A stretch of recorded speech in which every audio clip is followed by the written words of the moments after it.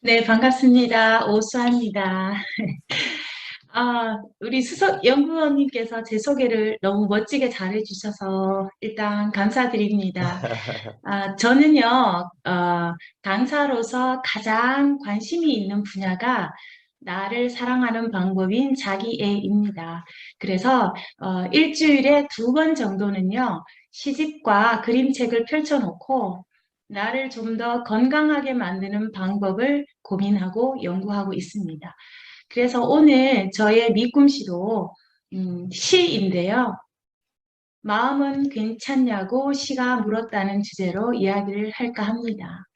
먼저 시 한 편을 제가 낭송해 드리겠습니다. 맑은 하늘, 나태주. 하늘이 너무 맑아 눈물이 나려고 한다. 네가 너무 예뻐 눈물이 나려고 한다. 아니다.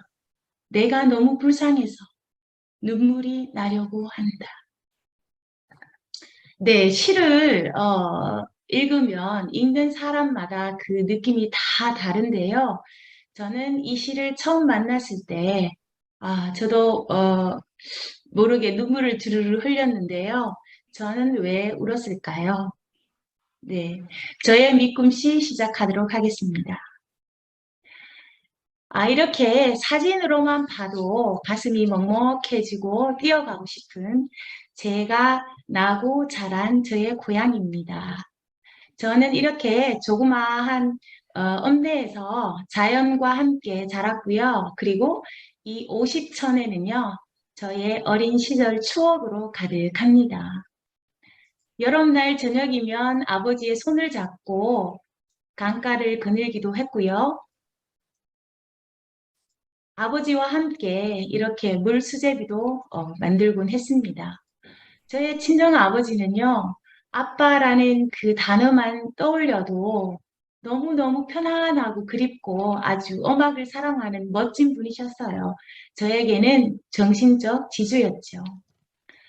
반면에 저희 친정 엄마는요, 제가 무얼 하든 늘 잔소리와 비난의 화살을 쏟아붓는 저를 늘 이렇게 주눅들게 하는 그런 분이셨는데요. 저는 어린 마음에 혹시 계모는 아닐까라는 생각까지 들 정도였습니다. 더구나요, 저희 엄마는 아들과 딸 차별이 너무 심해서요. 저는 늘 눈물바다였습니다. 저희는 사남 1년대요. 제가 둘째예요. 저희 오빠와 남동생들인데 이렇게 사진에 저는 없습니다.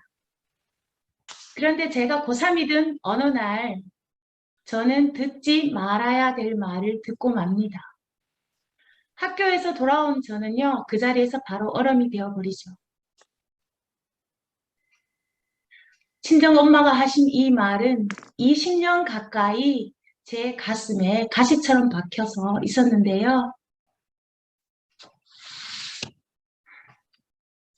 이 말을 들은 그날 이후 저는 절망의 나락으로 떨어져 버리고 나는 가치가 없는 사람이구나 라는 생각까지 하게 되고 결국 저의 자아는 이렇게 캄캄한 동굴 속으로 갇혀버리고 맙니다.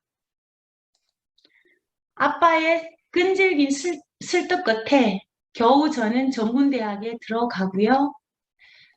유치원 교사로 사회에 첫 발을 딛게 됩니다. 꽃처럼 예쁜 아이들은요, 늘 저를 웃게 해주었고 유치원에서의 생활은 너무너무 행복했습니다. 이 행복도 잠시 저의 정신적 지주였던 친정 아버지를 잃고 마는데요. 이때의 저의 상실감은 이루 말할 수 없었고 제가 태어나서 처음으로 술을 마시게 되는 계기가 됩니다. 그렇게 힘들었던 저를 다시 환하게 웃게 해준 사람은요. 지금 바로 저의 남편입니다. 제 인생에서요. 가장 빛나고 행복했던 시간들이었고요. 세상의 모든 행복들이 제가 다 가진 것 같아서 다른 사람에게 미안할 정도로 행복했습니다. 호사다마라고 했지요. 제가 다시 웅크리는 계기가 있는데요. 어머니, 저 사람은 꼭 이렇게 양말을 뒤집어 벗어놓고 돌돌 말아서 내놔요 라고 말했을 뿐인데 제게 돌아온 대답은 어머니의 너무나 차가운 말이었습니다.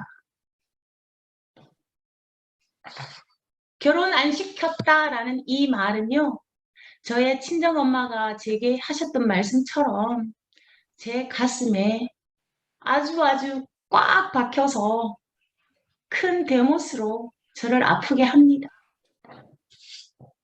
결국 계속된 스트레스로 저는 유산을 거듭하고요. 모든 사람들이 한 번쯤은 생각했을 이혼을 저도 생각합니다. 그런데요, 그때 가장 먼저 떠오른 분은 시아버님이었어요. 추운 겨울 새벽이면 제게 주려고 홍시 하나를 들고 제가 일어나기만을 기다리시던 우리 시아버님의 그 사랑을요, 차마 외면할 수가 없었습니다. 그래서 저는 다시 마음을 다잡습니다. 그렇게 살다가 다시 또 저에게 대상포진이라는 아픔이 찾아오는데요. 이 대상포진을 겪으면서 아, 남편도 소용없구나라는 걸 깨닫습니다. 너무 힘들어서 다시 또 이혼을 생각하고요. 그러다가 다시 이제는 엄마가 됐기 때문에 엄마라는 자리를 포기할 수가 없습니다. 다시 또 너무 힘들어서 이혼을 생각하고 또 나는 엄마야, 안 돼. 또 엄마 자리를 또 놓칠 수가 없고요. 다시 또 이혼이 생각하게 되고요. 이렇게 계속 저의 결혼 생활은 흔들리고 아픔의 연속이었습니다. 이럴 때 저는요, 제 곁에 없는 친정아빠가 너무너무 야속하고 그리웠습니다. 그래서 하루는 집 근처에 있는 산에 올라가서 이 소나무를 부둥켜 안고요. 꺼이 목 놓아 울어버리고 말았습니다. 그러던 어느 날 친정 엄마에게서 전화가 왔습니다. 수아야, 무슨 일 있나? 엄마 꿈자리가 안 좋대. 그렇게 싫었던 친정 엄마인데요. 이 엄마의 이 말을 들으니 눈물이 절로 났습니다. 저는 바로 차를 몰고 친정 엄마에게로 갔습니다.